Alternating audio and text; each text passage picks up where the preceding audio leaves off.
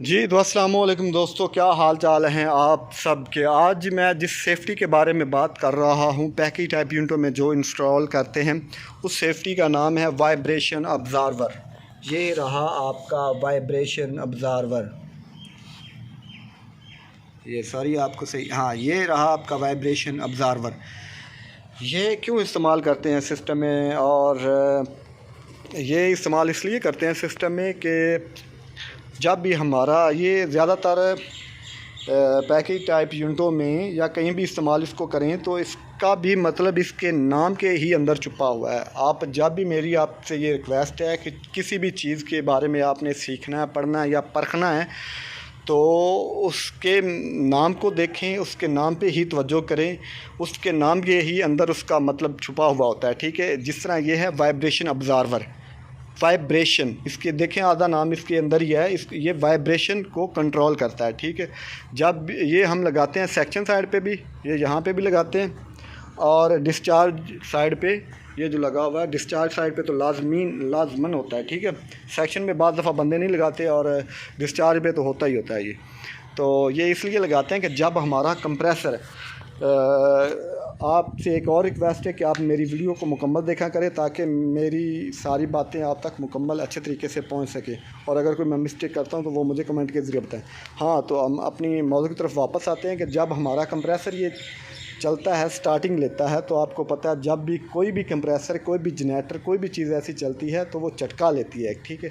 Starting के दौरान जब झटका लेता है तो ये जो वाइब्रेशन ऑब्ज़र्वर है उस झटके को कंट्रोल करता है, ठीक है। अगर ये हम नहीं लगाते, इस लाइन में ऐड नहीं करते, तो होगा क्या, होगा ये कि जब हमारा कंप्रेसर झटका लेगा, आपका यहाँ से कोई टांका क्रैक हो जाएगा, या यहाँ से टांका कोई क्रैक हो जाएगा, या आपकी कहीं ना कहीं से कोई लाइन क्रैक हो जाएगी, जिसकी वजह से क्रैक होने के बाद आपकी जो आपने इतनी महंगी इसमें गैस डाली होगी वो सारी गैस डिस्चार्ज हो जाएगी और आपको सारा ये काम दोबारा करना पड़ेगा।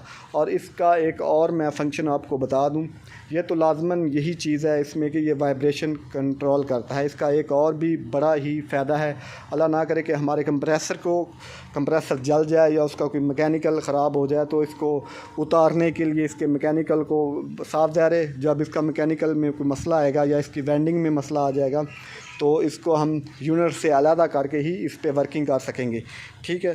तो अगर हमारे कंप्रेसर की वेंडिंग में कोई मसला आ जाता है या कोई मैकेनिकल इसका अंदर से टूट जाता है, तो इसको खोलने के बाद हम इसको बाहर निकालेंगे।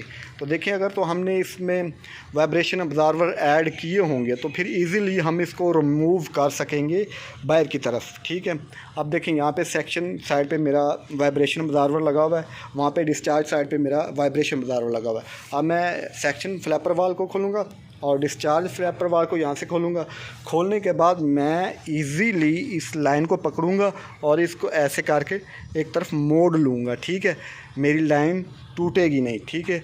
और इसको इजीली रिमूव या मोड़ लूँगा। ऐसे मोड़ने के बाद ये सेक्शन लाइन भी और ये जो डिस्चार्ज लाइन है इसको भी मैं यहाँ से पकड़ूँगा, ये नाटिस के खोलूँगा। खोलने के बाद इसको पकड़ के मैं ईज़िली ऊपर करूँगा। ऊपर करने के बाद ईज़िली मैं अपने कंप्रेसर को यूनिट से अलहदा कर लूँगा, क्योंकि हर एक चीज़ का लगाने का एक मकसद होता है, एक डिज़ाइन होता है। तो हम इस यूनिट को डिज़ाइन इस तरह करते हैं कि कल को अगर हमारे कंप्रेसर में कोई फ़ॉल्ट आ जाता है तो इसको ईज़िली हम रिमूव कर सकें, ताकि इस पर जल्द से जल्द काम हो जाए। तो बेसिकली वाइब्रेशन ऑब्ज़र्वर का आपको अच्छी तरह समझ आ गई होगी कि यूनिट में किस तरह इसको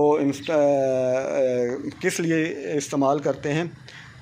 तो काइंडली एंड पे यही रिक्वेस्ट है कि हमारे यूट्यूब चैनल को सब्सक्राइब करें ताकि हर आने वाली वीडियो आप तक बआसानी पहुंच सके। Thank you.